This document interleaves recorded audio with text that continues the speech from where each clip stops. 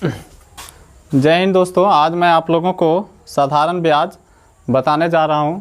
साधारण ब्याज सिर्फ क्लास 7 का चीज़ नहीं है, ये आप क्लास 7, 8, 9, 10 और अदर कंपटीशन में भी ज़रूरत पड़ता है। इसलिए आप लोग साधारण ब्याज में आज जो आप लोगों को बताने जा रहा हूं इसको लास्ट तक देखेंगे ताकि आप लोग साधारण ब्याज अच्छे से समझ सकें। क्या है साधारण ब्याज? देखिए, साधारण ब्याज आपका हर कंपटीशन में ज़रूरत पड़ता है, इसलिए आप इस वीडियो को लास्ट तक देखेंगे ताकि आप इसका जो हम सूत्र बताने जा रहे हैं वो सूत्र को आप आसानी पूर्वक समझ जाएंगे। तो टॉपिक चलिए अब हम लोग पढ़ते हैं। टॉपिक का नाम क्या है? साधारण ब्याज। साधारण ब्याज में आपको सीखना क्या क्या है? तो आपको सबसे पहले मूलधन के बारे में सीखना होगा। क्या सीखना होगा? मूलधन। मूलधन को इंग्लिश में कहते हैं प्रिंसिपल।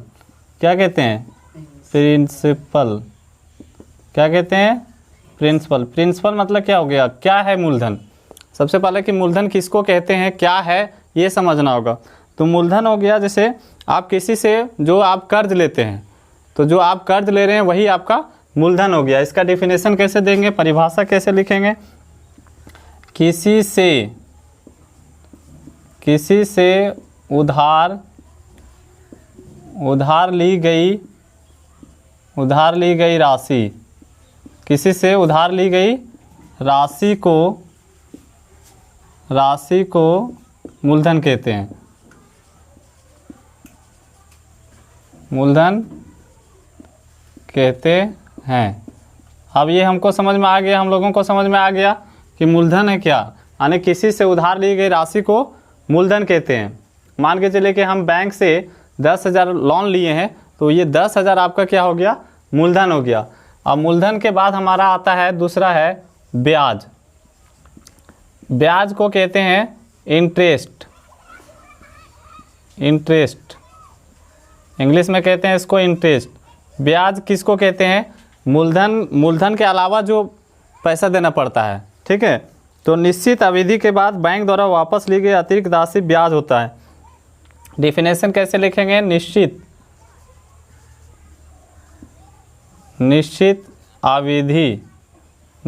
अवधि के बाद बैंक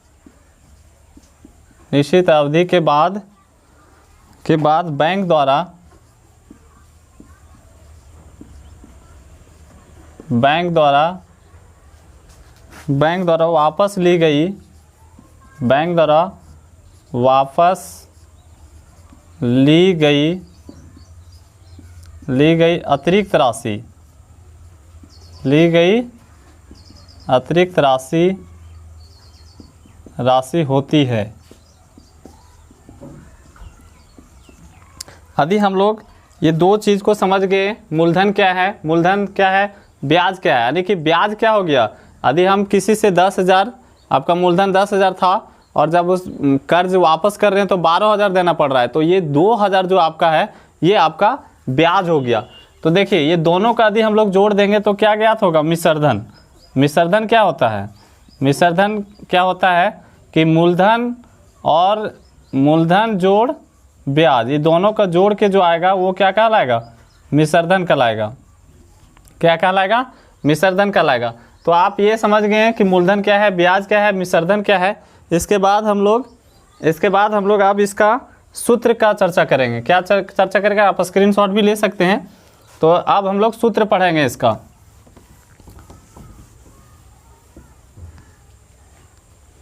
सूत्र क्या है? सूत्र है, पहला सूत्र है मिश्रधन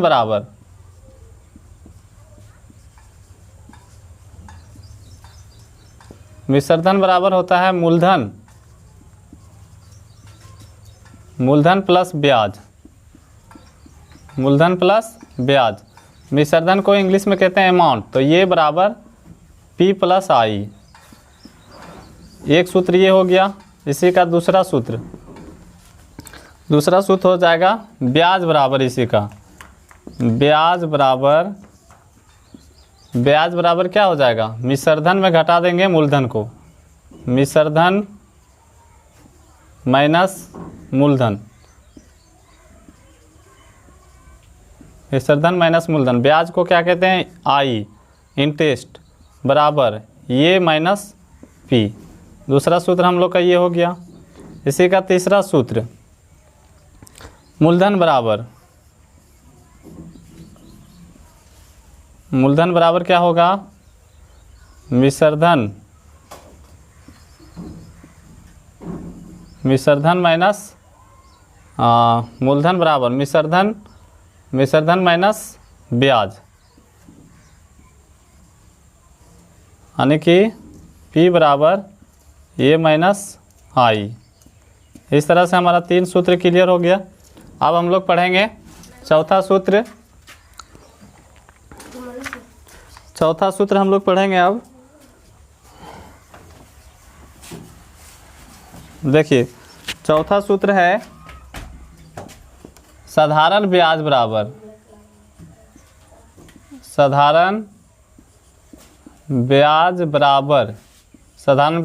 क्या होता है, मूलधन गुने दर गुने समय बटा 100।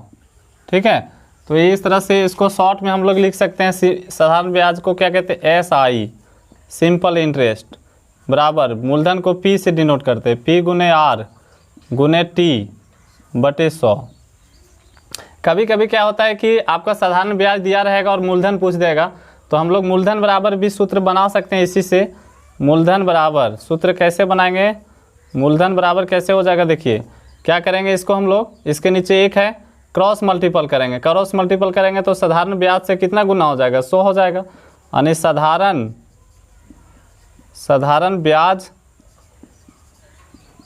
ब्याज गुने 100 और बटा में क्या आ जाएगा, देखो मूलधन तो इधर आ गया, तो मूलधन आ गया दर गुने समय। इसी का आदि हम लोग आगे चलते हैं। मूलधन निकाल लिए, दर बराबर सेम हो जाएगा ब्याज गुने 100 बटे क्या हो जाएगा, दर निकाल रहे हैं तो मूलधन गुने समय। यदि हम लोग इसी का समय निकालेंगे तो समय बराबर क्या हो जाएगा, ब्याज गुने 100 बटे दर गुने मूलधन। ठीक है, तो इस तरह से हमारा साधारण ब्याज पे जितना भी सूत्र था सब हम बता चुके हैं।